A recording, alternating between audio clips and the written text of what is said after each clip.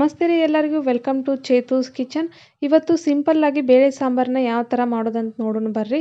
ಮೊದಲು ಒಂದು ಕುಕ್ಕರ್ಗೆ ನಾನು ಒಂದು ಅರ್ಧ ಕಪ್ಪಷ್ಟು ತೊಗರಿಬೇಳೆ ತೊಗೊತೀನಿ ರೀ. ಇದನ್ನ ಒಂದೆರಡು ಸರಿ ಕ್ಲೀನಾಗಿ ತೊಳ್ಕೊತೀನಿ ರೀ.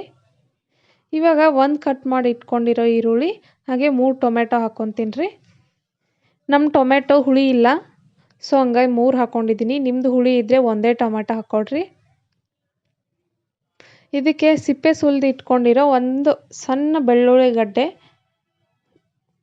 ಸಣ್ಣದಿತ್ತು ಬೆಳ್ಳುಳ್ಳಿಗಡ್ಡೆ, ಹಾಗಾಗಿ ಅದನ್ನ ಸಿಪ್ಪೆ ಸುಲಿದು ಹಾಕ್ಕೊಂಡಿದ್ದೀನಿ. ಇವಾಗ ಅದು ಮುಳುಗೋ ಅಷ್ಟು ನೀರು ಹಾಕ್ಕೊಂಡಿದ್ದೀನಿ ರೀ ನಾನು. ಅದು ಪೂರ್ತಿಯಾಗಿ ಮುಳುಗಬೇಕು. ಮುಳುಗಿ ಸ್ವಲ್ಪ ನೀರು ಜಾಸ್ತಿ ಮೇಲೆ ಬರಬೇಕು, ಅಲ್ಲಿವರೆಗೂ ನೀರು ಹಾಕ್ಕೊಂಡು ಉಪ್ಪು ಹಾಕ್ಕೊಂಡು ಲಿಡ್ನ ಕ್ಲೋಸ್ ಮಾಡಿಕೊಂಡು ಇವಾಗ 3 ವಿಸಿಲ್ ಹಾಕಿಸ್ಕೊತೀನಿ.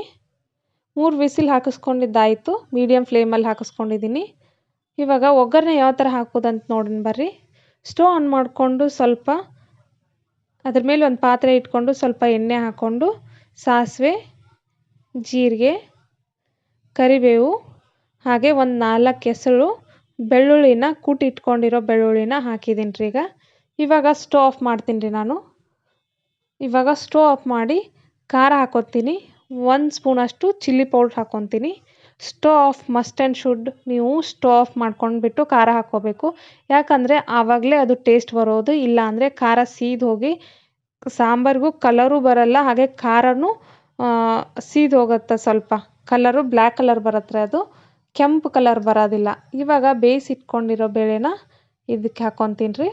ಇವಾಗ ಸ್ಟವ್ ಆಫೇ ಇದೆ, ಆನ್ ಇಲ್ಲ. ಇವಾಗ ಅದು ಕುಕ್ಕರ್ನ ತೊಳ್ಕೊಂಡ್ಬಿಟ್ಟು ಸ್ವಲ್ಪ ನೀರು ಹಾಕ್ಕೊತೀನಿ, ನಮ್ಗೆ ಎಷ್ಟು ಬೇಕೋ ಅಷ್ಟು. ಇವಾಗ ಸ್ಟವ್ ಆನ್ ಮಾಡ್ಕೊತೀನಿ ರೀ ನಾನು. ಇವಾಗ ಸ್ಟವ್ ಆನ್ ಮಾಡ್ಕೊಂಡ್ಬಿಟ್ಟು ಸ್ವಲ್ಪ ಬೆಲ್ಲ ಹಾಗೆ 1 ಟೀ ಸ್ಪೂನಷ್ಟು ಸಾಂಬಾರು ಪೌಡರ್ ಹಾಗೆ ಸ್ವಲ್ಪ ಧನಿಯಾ.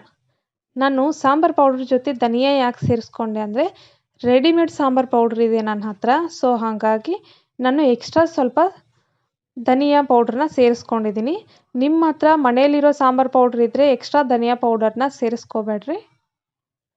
ಇವಾಗ ಒಂದು ಹಾಫ್ ಲೆಮನ್ ಕಟ್ ಮಾಡಿ ಜ್ಯೂಸ್ ಹಾಕ್ಕೊಂಡಿದ್ದೀನಿ ರೀ ನಾನು.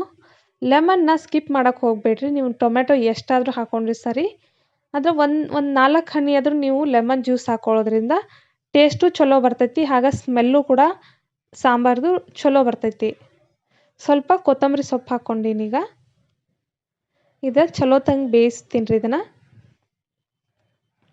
ಕುದಿಯೋವರೆಗೂ. ಇವಾಗ ಸಾಂಬಾರು ಕುದೀತಾ ಇದೆ, ಘಮ ಘಮ ಅಂತ ಸ್ಮೆಲ್ ಕೂಡ ಬರ್ತಾ ಇದೆ, ಟೇಸ್ಟ್ ಕೂಡ ಅಲ್ಟಿಮೇಟ್ ಆಗಿದೆ. ಇವಾಗ ಸಾಂಬಾರು ಕೂಡ ಸಖತ್ತಾಗಿ ರೆಡಿ ಆಯಿತು ನೋಡಿರಿ. ನೋಡಿ, ನಿಮ್ಗೆ ಇಷ್ಟ ಆಯ್ತಲ್ಲ, ಲೈಕ್, ಶೇರ್ ಮತ್ತು ಸಬ್ಸ್ಕ್ರೈಬ್ ಮಾಡೋದನ್ನು ಮರೆಯೋಕ್ಕೆ ಹೋಗಬೇಡ್ರಿ. ಯಾಕಂದರೆ ನಾವು ಯೂಟ್ಯೂಬ್ಗೆ ನಾವು ಕೂಡ ಹೊಸಬ್ರು ಇದ್ದೀವಿ, ನಮ್ಮನ್ನು ಕೂಡ ಸ್ವಲ್ಪ ಪ್ರೋತ್ಸಾಹಿಸಿ ನಮ್ಮನ್ನು ಕೂಡ ಸಪೋರ್ಟ್ ಮಾಡಿ ಅಂತ ಹೇಳ್ತಾ ಬಾಯ್ ಬಾಯ್.